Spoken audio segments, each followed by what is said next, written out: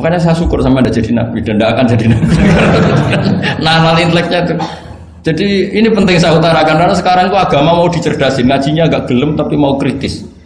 Itu bahaya betul. Makanya innama ahlakal ladzina min qablikum kasratu masa ilim, karena banyak pertanyaan. Ya bahaya betul. Masa Allah dievaluasi. Apa? Makanya saya termasuk gak senang ketika ada sholat gini peregangan apa pernapasan terus kalau sujud apa saya tidak senang. Saya senang saya gini nanti sholat lama-lama fungsinya kayak senam yoga. Gini saja, semua yang diperintahkan Allah pasti ada hikmahnya, saya yakin ada hikmah. Tapi tidak usah hikmah ini jadi tujuan. Kalau nanti jadi tujuan, terus orang bilang gini, itu sholat terus sakit, yang nggak sholat sehat, habis kamu. Ya kan? Tapi kalau ada orang tahu hikmahnya gini untuk apa, narik nafas atau apa yang gini, ya monggo lah sauni-unimu ya siap apa lah seperti itu. Tapi kalau jadi tujuan, jadi ya sudah, yang benar sholat itu apa? Sholat itu bukti ketundukan sama Allah Subhanahu wa ta'ala. Wasjud waqtarib, kalau berani sujud berarti insya Allah dekat sama Allah, karena itu bentuk tawaduk, bentuk tadallul, bentuk ubudiyah. Fadkhuli fi ibadi wadkhuli. Lalu kok terus dianalisis ini fungsinya gini, wah repot. Lah nanti kalau ada senam yoga tandingannya lebih efektif. Saya jantungan, sujud kok nggak ngefek, tapi setelah ikut yoga kok ngefek. Saya loh ya, orang boleh nggak berpendapat sependapat sama saya, tapi kalau nggak sependapat keterlaluan, yakin. Karena dari saya jelas yang namanya wasjud ya Pak. Udah ada di hadis di Quran, wasjud wa tashu, atau sujud dan kamu menjadi nggak ada yang ada ya wasjud. Saya kira demikian. Assalamualaikum warahmatullahi wabarakatuh. Apa langsung selesai aja? Ya. Masalah keimanan. Tanya apa ngeluh? Kalau tanya boleh ya gimana? Masalah keimanan tentang qada dan qadar.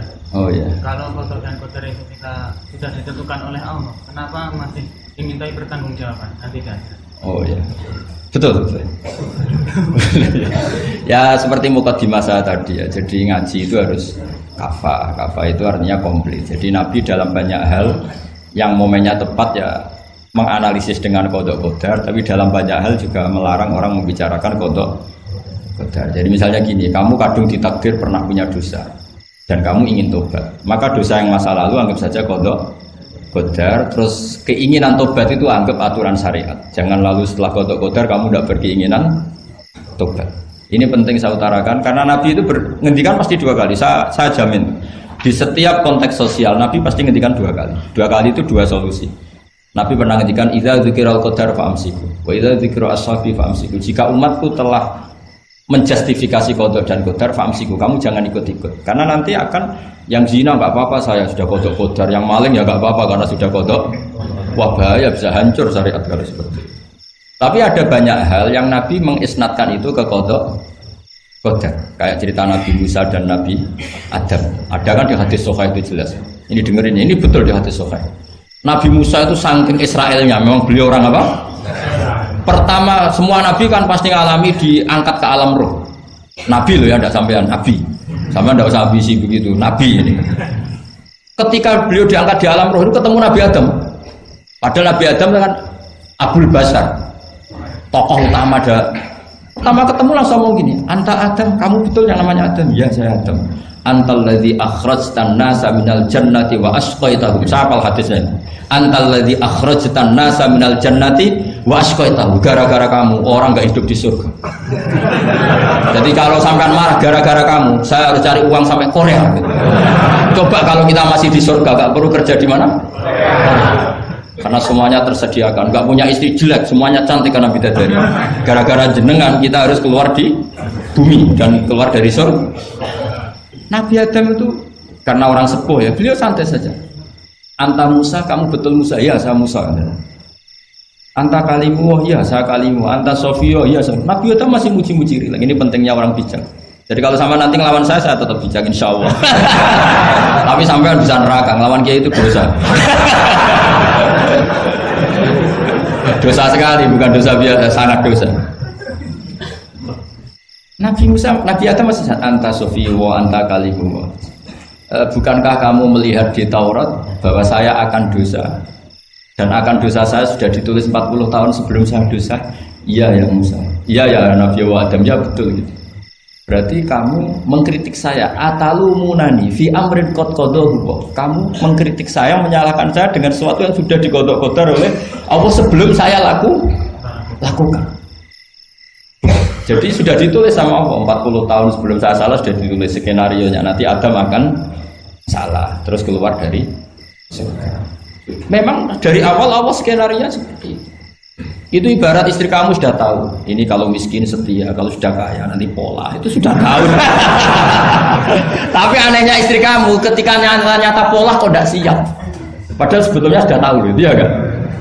Makanya saya kalau ngaji di mana-mana bilang kelirunya orang Indonesia itu satu, kalau ilmunya terbukti itu tersiksa, itu kelirunya orang ini. Semua cowok tahu nggak? Semua lelaki tahu nggak? Kalau nggak pernah nafakoi diomelin, tahu nggak?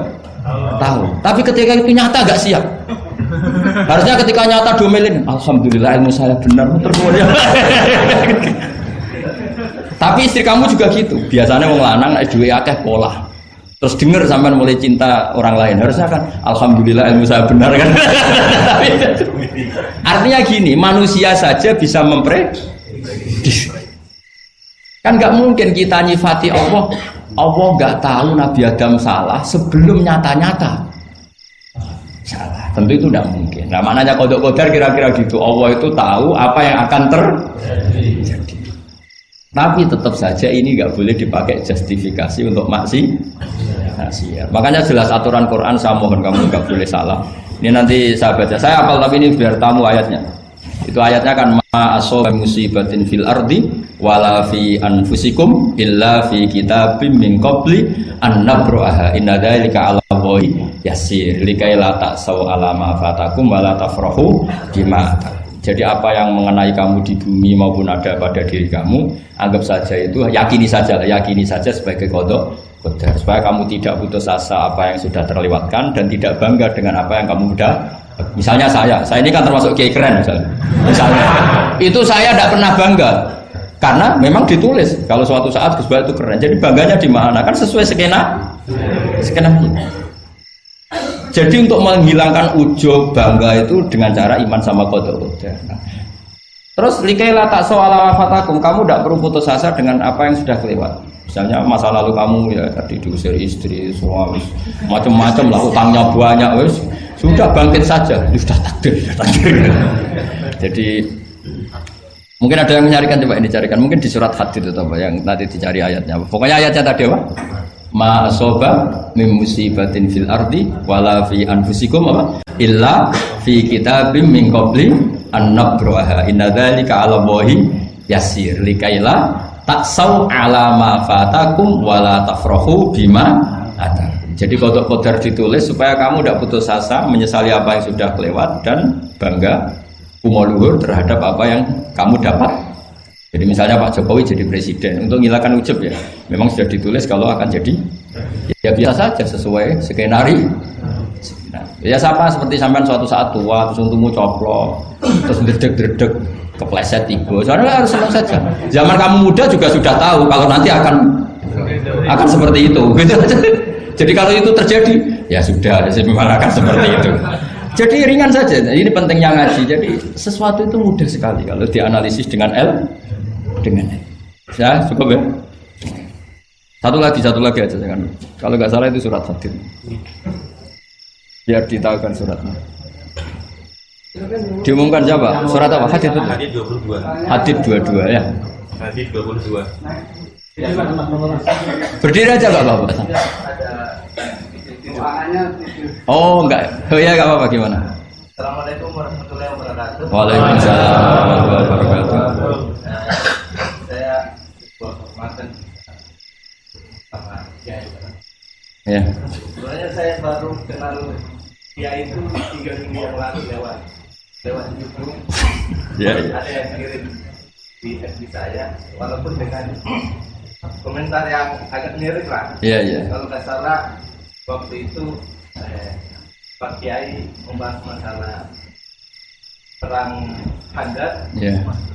yang mengatakan bahwa Nabi itu waktu itu satu saja tidak tahu apa-apa, tapi ada Salman yang menyampaikan ini terus komentarnya netizen anak-anak. Tapi pertanyaan saya itu bukan itu Pak. Iya gimana? Pertanyaan saya itu saya tertarik kenapa cara baca sokopnya itu ada rambut di. Iya.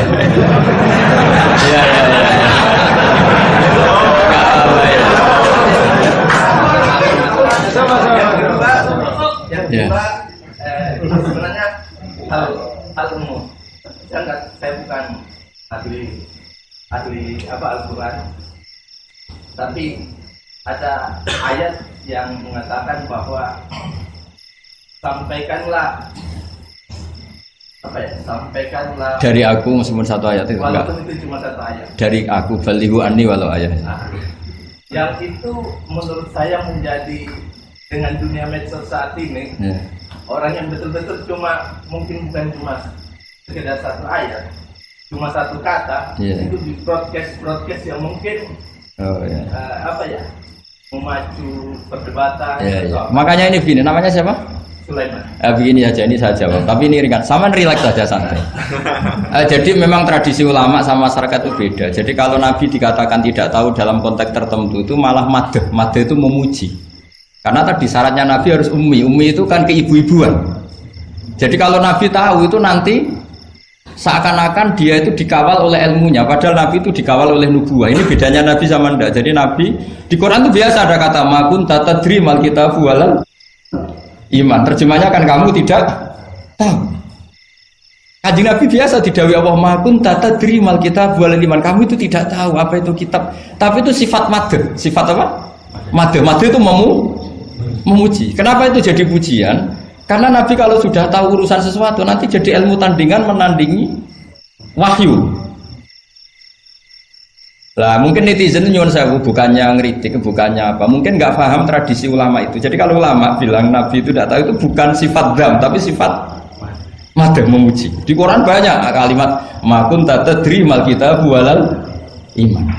Makanya Nabi ketika disuruh baca Iqra ya Muhammad, jawabannya gimana? Saya tidak bisa baca, tapi bukan sifat buruk, justru bagus. Kalau Nabi bisa baca, ilmunya nanti dikira beliau belajar dari buku-buku dan itu dia jadi Nabi. Wah itu memang bacanya banyak. Clear ya ini ya, supaya nggak salah paham. Jadi dikatakan tidak tahu kalau Nabi itu bagus, madh. Nggak bisa baca juga madh, sifat pujian. Kalau kamu tidak bisa baca buruk sekali. Itu jelas. Ya kan, tahu semua kan ketika Nabi disuruh baca bilang apa? Saya tidak bisa baca, tapi itu bagus. Karena semuanya biar karena wah. Ya, soal gaya peci saya ini Islam khas ya, khas ini. Nah, yang ini yang penting, yang pertanyaan sampean terakhir bali wa ani walau aja. Memang ini semenjak dunia medsos memang dengan tanda kutip agak kecelakaan, mengutip kutipan tokoh atau apa hanya sepotong-potong itu bahaya. Bahayanya begini, itu bukan hanya karena yang ngendikan tokoh. Meskipun Quran kalau wakafnya salah itu ya bahaya. Coba misalnya begini, ada orang wakaf di depan orang yang paham bahasa Arab. Innallaha la yastahi, terus wakaf ya Pak. Terjemahnya gimana? Allah tidak punya rasa malu. Sehingga di ilmu Quran itu diaturkan ada wakaf yang haram, yaitu wakaf yang rusak makna. Harus diteruskan innallaha la yastahi ayyadriba masalam ma ba'u. Allah tidak malu bikin perumpamaan sekecil apapun makhluk itu. Misalnya buat perumpamaan dengan nyamuk. Coba kalau bacanya satu ayat terpotong. Innallaha la yastahi, Allah tidak malu. Bayangkan didengar orang yang paham bahasa Arab. Jadi problem kita adalah kadang ngutip ya gitu. Jadi apa ya tadi belum mendengarin kompletnya ngaji. Jadi kalau ada ulama bilang Nabi tidak tahu itu sebenarnya madh itu ngelem karena memang begitu. Makanya Allah bilang apa? Makun tatadri mal kitabu walal iman. Muhammad kamu tidak tahu apa yang maknanya kitab, maknanya iman. Tapi nggak tahu ini untuk Nabi kelebihan karena kalau Nabi tahu dulu berarti ilmunya sebagian diserap dari Taurat dan Injil dari yang macam-macam. Makanya dulu orang kafir kalau ngeritik Nabi kan walaqad na'lamu annahum yaquluna innama yu'allimuhu basar. Muhammad pinter macam pernah belajar. Terus Allah menjawab, Muhammad enggak pernah belajar, bahkan baca saja tidak. Jadi kalau Nabi dikatakan nggak bisa baca, nggak tahu itu madh. Saya ulang lagi, untuk Nabi itu madh. Sehingga semua yang dilakukan Nabi in huwa illa wahyu yuha, semua hanya berdasar wahyu. Ini bedanya Nabi dengan selain Nabi. Makanya Nabi itu nggak pernah baca, nggak boleh memang. Karena tadi pasti ini jadi ilmu tandingan. Itu bahaya kalau untuk Nabi, supaya semuanya orisinal dari Allah. Nabi itu sama Allah dikosongkan, semuanya kosong. Semuanya dari ilmu yang diwahyukan oleh Allah Subhanahu wa taala, jelasnya. Jadi baliwani walau ayat itu saya mohon, maksudnya itu ayat itu bukan ayat satu Quran potongan, enggak. Ayat yang muhkamah, yang utuh. Tapi kalau satu potongan ya enggak boleh. Tadi misalnya dipotong apa, innallaha la yastahi, kan kayak.